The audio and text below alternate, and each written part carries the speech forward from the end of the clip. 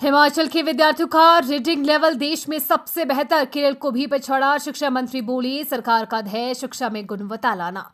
भारत सरकार द्वारा अनुबंधित एनुअल स्टेटस ऑफ एजुकेशन की रिपोर्ट के अनुसार हिमाचल प्रदेश के विद्यार्थियों का रीडिंग लेवल पूरे देश में सबसे बेहतर पाया गया है।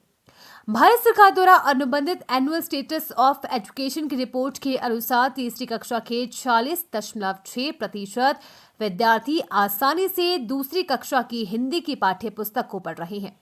देश में यह औसत 23.4% है। हिमाचल में राष्ट्रीय औसत से 2 गुना तीसरी कक्षा के विद्यार्थी दूसरी कक्षा की पाठ्य पुस्तक पढ़ रहे हैं। हिमाचल प्रदेश के शिक्षा मंत्री रोहित ठाकुर ने कहा कि हिमाचल प्रदेश सरकार शिक्षा में गुणवत्ता लाने के लिए निरंतर काम कर रही है, जिसके सकारात्मक नतीजे आने शुरू हो गए हैं। आसर की रिपोर्ट के मुताबिक प्रदेश के सरकारी स्कूलों में थर्ड क्लास के 40.6% छात्र छात्राएं आसानी से दूसरी कक्षा की हिंदी की पाठ्य पुस्तक को पढ़ लेते हैं।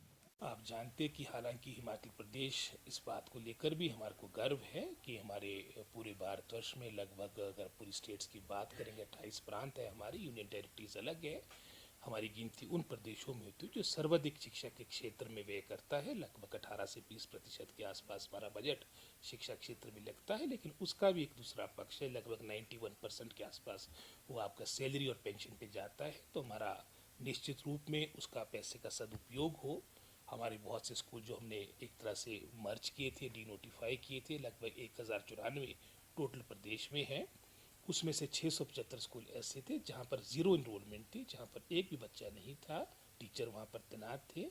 हमारी रिसोर्सेज का बेहतर तरीके से उसका सदुपयोग हो, क्योंकि प्रदेश में 2022 के अंत में लगभग कुछ 350 से अधिक ऐसे स्कूल थे जहाँ पर एक भी टीचर नहीं था, विदाउट टीचर स्कूल थे। लगभग कुछ 3600 से अधिक आपके ऐसे मैं समझता हूँ स्कूल थे जो सिंगल टीचर स्कूल थे।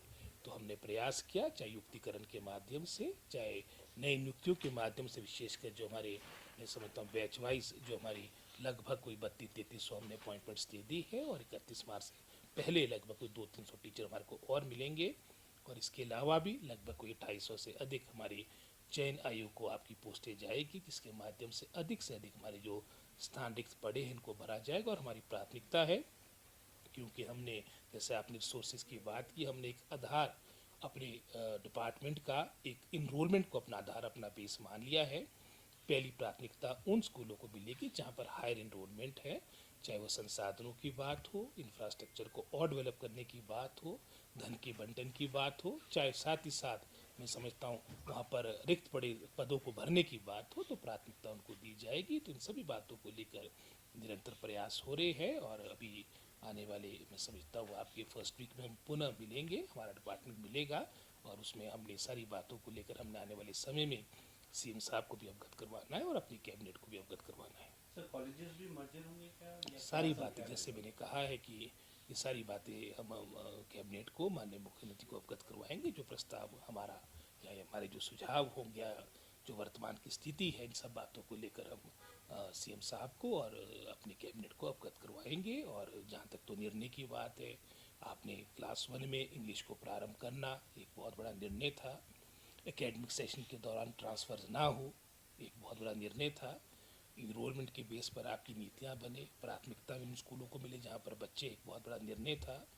आपके जो 15,000 पदों की हमने सेंक्शन ली है, ये एक बहुत बड़ा निर्णय था, जिसमें से लगभग कोई 5,000 पदों की हमने मैं समझता हूँ अपॉइंटमेंट्स दे भी दी है। और आने वाले समय में चाहे वो 250 टीचर एलिमेंट्री एजुकेशन के हैं, चाहे 6200 हमारे एनटीटी टीचर्स की बात आती है। आपके वर्षों से आपके डिप्टी डायरेक्टर्स आपकी प्रमोशन नहीं हो पा रही थी, आपके हाल में ही हमने 2020 के उपरांत 2024 के अंत में हमने लगभग कोई 35-36 जो बहुत इंपॉर्टेंट एक तरह का ब्रिज का काम करते हैं डायरेक्टरेट के साथ और हमारे ज़िलों के साथ, हमारे ग्रामीण क्षेत्र में जो स्कूल है उसमें एक महत्वपूर्ण सेतु का कार्य करते हैं।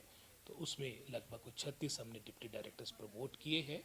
आपके प्रिंसिपल्स अधिकतर पिछली सरकार के कार्यकाल के दौरान 141 में से 105 ऐसे आपके प्रिंसिपल्स के पद थे जो रिक्त पड़े थे। हमने अधिकतर 90-95% आपके सभी महाविद्यालय, चाहे वानी की बात हो, पांगी की बात हो, सभी दुर्गम क्षेत्रों में हमने प्रिंसिपल्स दिए। और आने वाले समय में इसमें और सुधार, हमारे टीचरों की जवाबदेही हो, अच्छा परिणाम आए, और जो एक अंतर हमारा मैं समझता हूँ एक सरकारी और गैर सरकारी स्कूल का, वो खाई खत्म हो, उसके लिए हम प्रयासरत रहेंगे।